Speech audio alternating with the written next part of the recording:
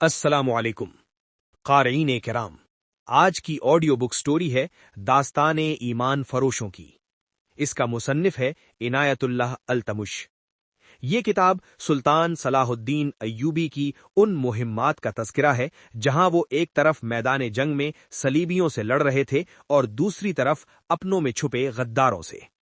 خفیہ سازشیں، کس طرح دشمن نے مسلمانوں کو زیر کرنے کے لیے شراب، شباب اور دولت کا سہارا لے کر انہیں ایوان بیچنے پر مجبور کیا۔ تم پرندوں سے دل بہلایا کرو، سپاہ گری اس آدمی کے لیے ایک خطرناک کھیل ہے جو عورت اور شراب کا دل دادا ہو۔ یہ الفاظ اپریل 1175 میں صلاح الدین ایوبی نے اپنے چچا زاد بھائی خلیفۃ الصالح کے ایک امیر سیف الدین کو لکھے تھے۔ ان دونوں نے صلیبیوں کو درپردہ مدد اور نقد و جواہرات کا لالچ دیا اور صلاح الدین ایوبی کو شکست دینے کی سازش کی تھی۔ صلیبی یہی چاہتے تھے۔ انہوں نے حملہ کیا، الصالح اور سیف الدین نے ان کی مدد کی، صلاح الدین ایوبی نے ان سب کو شکست دی۔ امیر سیف الدین اپنا مال و متاع چھوڑ کر بھاگا۔ اس کی ذاتی خیمہ گاہ سے رنگ برنگے پرندے، حسین اور جوان رقاصائیں اور گانے والیاں، ساز اور سازندے اور شراب کے مٹکے برآمد ہوئے۔ صلاح الدین ایوبی نے پرندوں کو، ناچنے گانے والیوں اور ان کے سازندوں کو رہا کر دیا اور امیر سیف الدین کو اس مضمون کا خط لکھا: تم دونوں نے کفار کی پشت پناہی کر کے ان کے ہاتھوں میرا نام و نشان مٹانے کی ناپاک کوشش کی، مگر یہ نہ سوچا کہ تمہاری یہ سازش عالم اسلام کا بھی نام و نشان مٹا سکتی ہے۔ تم اگر مجھ سے حسد کرتے تھے تو مجھے قتل کرا دیا ہوتا۔ تم مجھ پر 2 قاتلانہ حملے کرا چکے ہو، دونوں ناکام رہے۔ اب ایک اور کوشش کر دیکھو، ہو سکتا ہے کامیاب ہو جاؤ۔ اگر تم مجھے یہ یقین دلا دو کہ میرا سر میرے تن سے جدا ہو جائے تو اسلام اور زیادہ سربلند ہوگا، تو رب کعبہ کی قسم میں تمہاری تلوار سے اپنا سر کٹواؤں گا اور تمہارے قدموں میں رکھ دینے کی وصیت کروں گا۔ میں تمہیں صرف یہ بتا دینا چاہتا ہوں کہ کوئی غیر مسلم مسلمان کا دوست نہیں ہو سکتا۔ تاریخ تمہارے سامنے ہے، اپنا ماضی دیکھو۔ شاہ فرانک اور ریمانڈ جیسے اسلام دشمن صلیبی تمہارے دوست صرف اس لیے بنے کہ تم نے انہیں مسلمانوں کے خلاف میدان میں اترنے کی شہ اور مدد دی تھی۔ اگر وہ کامیاب ہو جاتے تو ان کا اگلا شکار تم ہوتے، اور اس کے بعد ان کا یہ خواب بھی پورا ہو جانا کہ اسلام صفحۂ ہستی سے مٹ جائے۔ تم جنگجو قوم کے فرد ہو، فن سپاہ گری تمہارا قومی پیشہ ہے۔ ہر مسلمان اللہ کا سپاہی ہے، مگر ایمان اور کردار بنیادی شرط ہے۔ تم پندار سے ہی مل جلایا کرو۔ سپاہ گری اس آدمی کے لیے ایک خطرناک کھیل ہے جو عورت اور شراب کا دلدادہ ہو۔ میں تم سے درخواست کرتا ہوں کہ میرے ساتھ تعاون کرو اور میرے ساتھ جہاد میں شریک ہو جاؤ۔ اگر یہ نہ کر سکو تو میری مخالفت سے باز آ جاؤ، میں تمہیں کوئی سزا نہیں دوں گا۔ اللہ تمہارے گناہ معاف کرے، آمین۔ ایک یورپی مورخ لین پول لکھتا ہے، صلاح الدین ایوبی کے ہاتھ جو مال غنیمت لگا اس کا کوئی حساب نہیں تھا۔ جنگی قیدی بھی بے انداز تھے۔ صلاح الدین ایوبی نے تمام تر مال غنیمت 3 حصوں میں تقسیم کیا۔ ایک حصہ جنگی قیدیوں میں تقسیم کر کے انہیں رہا کر دیا، دوسرا حصہ اپنی سپاہ اور غریبوں میں تقسیم کیا، اور تیسرا حصہ مدرسہ نظام الملک کو دے دیا۔ اس نے اسی مدرسے سے تعلیم حاصل کی تھی، نہ خود کچھ رکھا نہ اپنے کسی جرنیل کو کچھ دیا۔ اس کا نتیجہ یہ ہوا کہ جنگی قیدی، جن میں بہت سے مسلمان تھے اور باقی غیر مسلم، رہا ہو کر صلاح الدین ایوبی کے کیمپ میں جمع ہو گئے اور اس کی اطاعت قبول کر کے اپنی خدمات اس کی فوج کے لیے پیش کر دیں۔ ایوبی کی کشادہ ظرفی اور عظمت دور دور تک مشہور ہو گئی۔ اس سے پہلے حسن بن صباح کے پر اسرار فرقے فدائی، جنہیں یورپی مورخوں نے قاتلوں کا گروہ لکھا ہے، صلاح الدین ایوبی پر 2 بار قاتلانہ حملے کر چکے تھے، لیکن خدائے ذوالجلال کو اپنے اس عظیم مرد مجاہد سے بہت کام لینا تھا۔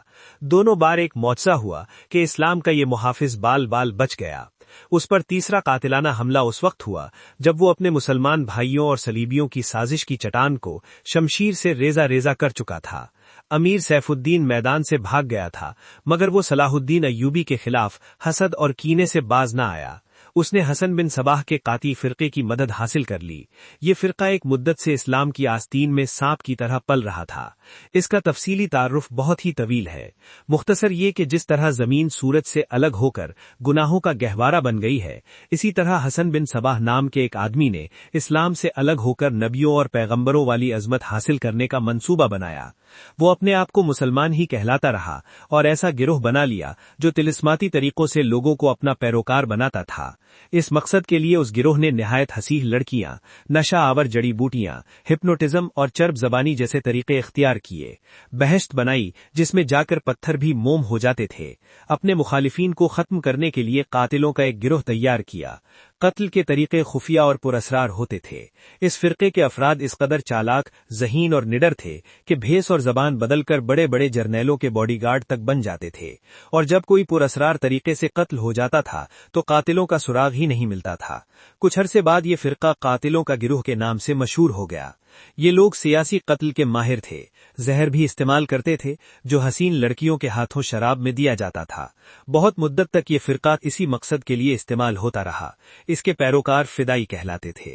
صلاح الدین ایوبی کو نہ حسین لڑکیوں سے دھوکہ دیا جا سکتا تھا، نہ شراب سے۔ وہ ان دونوں سے نفرت کرتا تھا۔ اسے قتل کرنے کا یہی ایک طریقہ تھا کہ اس پر قاتلانہ حملہ کیا جائے۔ اس کے محافظوں کی موجودگی میں اس پر حملہ نہیں کیا جا سکتا تھا۔ 2 حملے ناکام ہو چکے تھے۔ اب جبکہ صلاح الدین ایوبی کو یہ توقع تھی کہ اس کا چچا زاد بھائی الصالح اور امیر سیف الدین شکست کھا کر توبہ کر چکے ہوں گے، انہوں نے انتقام کی ایک اور زیر زمین کوشش کی۔ صلاح الدین ایوبی نے اس فتح کا جشن منانے کے بجائے حملے جاری رکھے اور 3 قصبوں کو قبضے میں لے لیا۔ ان میں غازہ کا مشہور قصبہ بھی تھا۔ اسی قصبے کے گرد و نواح میں ایک روز صلاح الدین ایوبی امیر جاول اسدی کے خیمے میں دوپہر کے وقت غنودگی کی عالم میں سستا رہا تھا۔ اس نے اپنی وہ پگڑی نہیں اتاری تھی جو میدان جنگ میں اس کے سر کو صحرا کے سورج اور دشمن کی تلوار سے محفوظ رکھتی تھی۔ خیمے کے باہر اس کے محافظوں کا دستہ موجود اور چوکس تھا۔ باڈی گارڈز کے اس دستے کا کمانڈر ذرا سی دیر کے لیے وہاں سے چلا گیا۔ ایک محافظ نے صلاح الدین ایوبی کے خیمے کے گرے ہوئے پردوں میں سے جھانکا۔ اسلام کی عظمت کے پاسبان کی آنکھیں بند تھیں۔ وہ پیٹھ کے بل لیٹا ہوا تھا۔ اس محافظ نے باڈی گارڈز کی طرف دیکھا۔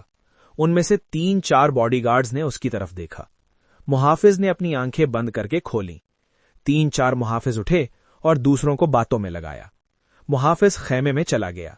کمر بند سے خنجر نکالا، دبے پاؤں چلا اور پھر چیتے کی طرح سوئے ہوئے صلاح الدین ایوبی پر جست لگائی۔ خنجر والا ہاتھ اوپر اٹھا۔ عین اس وقت صلاح الدین ایوبی نے کروٹ بدل لی۔ یہ نہیں بتایا جا سکتا کہ محافظ خنجر کہاں مارنا چاہتا تھا، دل میں یا سینے میں، مگر ہوا یوں کہ خنجر صلاح الدین ایوبی کی پگڑی کے بالائی حصے میں اتر گیا اور سر سے بال برابر دور رہا۔ پگڑی سر سے اتر گئی۔ صلاح الدین ایوبی بجلی کی تیزی سے اٹھا۔ اسے یہ سمجھنے میں دیر نہ لگی کہ یہ سب کیا ہے۔ اس پر اس سے پہلے ایسے 2 حملے ہو چکے تھے۔ اس نے اس پر بھی حیرت کا اظہار نہ کیا کہ حملہ آور اس کے اپنے باڈی گارڈز کے لباس میں تھا، جسے اس نے خود اپنی باڈی گارڈز کے لیے منتخب کیا تھا۔ اس نے ایک سانس جتنا عرصہ بھی ضائع نہ کیا۔ حملہ آور اس کی پگڑی سے خنجر کھینچ رہا تھا۔ ایوبی سر سے ننگا تھا۔ اس نے حملہ آور کی ٹھوڑی پر پوری طاقت سے گھونسا مارا۔ ہڈی ٹوٹنے کی آواز سنائی دی۔ حملہ آور کا جبڑا ٹوٹ گیا تھا۔ وہ پیچھے کو گرا اور اس کے منہ سے ہیبت ناک آواز نکلی۔ اس کا خنجر صلاح الدین ایوبی کی پگڑی میں رہ گیا تھا۔ ایوبی نے اپنا خنجر نکال لیا۔ اتنے میں 2 محافظ دوڑتے اندر آئے۔ ان کے ہاتھوں میں تلواریں تھیں۔ صلاح الدین ایوبی نے انہیں کہا کہ اسے زندہ پکڑ لو، مگر یہ دونوں محافظ صلاح الدین ایوبی پر ٹوٹ پڑے۔ صلاح الدین ایوبی نے ایک خنجر سے 2 تلواروں کا مقابلہ کیا۔ یہ مقابلہ 1-2 منٹ کا تھا کیونکہ تمام باڈی گارڈز اندر آ گئے تھے۔ صلاح الدین ایوبی یہ دیکھ کر حیران رہ گیا کہ اس کے باڈی گارڈز 2 حصوں میں تقسیم ہو کر ایک دوسرے کو لہو لہان کر رہے تھے۔ اسے چونکہ معلوم نہیں تھا کہ ان میں اس کا دشمن کون اور دوست کون ہے، وہ اس مارکے میں شریک نہ ہو سکا۔ کچھ دیر بعد جب باڈی گارڈز میں سے چند ایک مارے گئے، کچھ بھاگ گئے اور بعض زخمی ہو کر بے حال ہو گئے، تو انکشاف ہوا کہ اس دستے میں جو صلاح الدین ایوبی کی حفاظت پر مامور تھا، 7 محافظ فدائی تھے جو صلاح الدین ایوبی کو قتل کرنا چاہتے تھے۔ انہوں نے اس کام کے لیے صرف ایک فدائی خیمے میں بھیجا تھا۔ اندر صورتحال بدل گئی، چنانچہ باقی بھی اندر چلے گئے۔ اصل محافظ بھی اندر گئے۔ وہ صورتحال سمجھ گئے اور صلاح الدین ایوبی بچ گیا۔ اس نے اپنے پہلے حملہ آور کی شہرک پر تلوار کی نوک رکھ کر پوچھا کہ وہ کون ہے اور اسے کس نے بھیجا ہے۔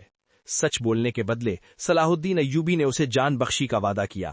اس نے بتا دیا کہ وہ فدائی ہے اور اسے گمشتگین، جسے بعض مورخوں نے گشتگین لکھا ہے، نے اس کام کے لیے بھیجا تھا۔ گمشتگین الصالح کے ایک قلعے کا گورنر تھا۔ اصل کہانی سنانے سے پہلے یہ ضروری معلوم ہوتا ہے کہ ان واقعات سے پہلے کے دور کو دیکھا جائے۔ صلاح الدین ایوبی کے نام، اس کی عظمت اور تاریخ اسلام میں اس کے مقام اور کارناموں سے کون واقف نہیں؟ ملت اسلامیہ تو اسے بھول ہی نہیں سکتی، مسیحی دنیا بھی اسے ہمیشہ یاد رکھے گی۔ لہٰذا یہ ضروری معلوم نہیں ہوتا کہ صلاح الدین ایوبی کا شجرہ نسب تفصیل سے بیان کیا جائے۔ ہم جو کہانی سنانے لگے ہیں وہ اس نوعیت کی ہے جس کی وسعت کے لیے تاریخ کا دامن تنگ ہوتا ہے۔ یہ تفصیلات وقائع نگاروں اور قلمکاروں کی ریکارڈ کی ہوئی ہیں، کچھ سینہ بے سینہ اگلی نسلوں تک پہنچتی ہیں۔ تاریخ کے دامن میں صلاح الدین ایوبی کے صرف کارنامے محفوظ کیے گئے ہیں۔ ان سازشوں کا ذکر بہت کم آیا ہے جو اپنوں نے اس کے خلاف کیں، اور اس کی بڑھتی ہوئی شہرت اور عظمت کو داغدار کرنے کے لیے اسے ایسی لڑکیوں کے جال میں پھانسنے کی بار بار کوشش کی گئی جن کے حسن میں طلسماتی اثر تھا۔ تاریخ اسلام کا حقیقی ڈرامہ 23 مارچ 1169 کے روز سے شروع ہوتا ہے جب صلاح الدین ایوبی کو مصر کا وائسرائے اور فوج کا کمانڈر ان چیف بنایا گیا۔ اسے اتنا بڑا رتبہ ایک تو اس لیے دیا گیا کہ وہ حکمران خاندان کا نونہال تھا، اور دوسرے اس لیے کہ اوائل عمری میں ہی وہ فن حرب و ضرب کا ماہر ہو گیا تھا۔ سپاہ گری ورثے میں پائی تھی۔ اس کے ذہن میں حکمرانی کے معنی بادشاہی نہیں، اسلام کی پاسبانی اور قوم کی عزت اور فلاح و بہبود تھی۔ اس کا جب شعور بیدار ہوا تو پہلی خلش یہ محسوس کی کہ مسلمان حکمرانوں میں نہ صرف یہ کہ اتحاد نہیں بلکہ وہ ایک دوسرے کی مدد سے بھی گریز کرتے تھے۔ وہ عیاش ہو گئے تھے۔ شراب اور عورت نے جہاں ان کی زندگی رنگین بنا رکھی تھی، وہاں عالم اسلام اور خدا کے اس عظیم مذہب کا مستقبل تاریک ہو گیا تھا۔ ان امیروں، ان کے وزیروں اور مشیروں کے حرم غیر مسلم لڑکیوں سے بھرے ہوئے تھے۔ زیادہ تر لڑکیاں یہودی اور عیسائی تھیں جنہیں خاص تربیت دے کر ان حرموں میں داخل کیا گیا تھا۔ غیر معمولی حسن اور اداکاری میں کمال رکھنے والی یہ لڑکیاں مسلمان حکمرانوں اور سربراہوں کے کردار اور قومی جذبے کو دیمک کی طرح کھا رہی تھیں۔ اس کا نتیجہ یہ تھا کہ صلیبی، جن میں فرینک یعنی فرنگی خاص طور پر قابل ذکر ہیں، مسلمانوں کی سلطنتوں کے ٹکڑے ہڑپ کرتے چلے جا رہے تھے، اور بعض مسلم حکمران شاہ فرینک کو سالانہ ٹیکس یا جزیہ ادا کر رہے تھے جس کی حیثیت غنڈہ ٹیکس کی سی تھی۔ صلیبی اپنی جنگی قوت کے روپ سے اور چھوٹے موٹے حملوں سے حکمرانوں کو ڈراتے رہتے، کچھ علاقے پر قبضہ کر لیتے، تاوان اور ٹیکس وصول کرتے تھے۔ ان کا مقصد یہ تھا کہ آہستہ آہستہ دنیا اسلام کو ہڑپ کر لیا جائے۔ مسلمان حکمران اپنی رایا کا خون چوس کر ٹیکس دیتے رہتے تھے۔ ان کا مقصد یہ تھا کہ انہیں عیش و عشرت میں پریشان نہ کیا جائے۔ فرقہ پرستی کے بیج بھی بوجھیے گئے تھے۔ ان میں سب سے زیادہ خطرناک فرقہ حسن بن صباح کا تھا، جو صلاح الدین ایوبی کی جوانی سے ایک صدی پہلے معرض وجود میں آیا تھا۔ یہ مفاد پرستوں کا فرقہ تھا، بے حد خطرناک اور پراسرار۔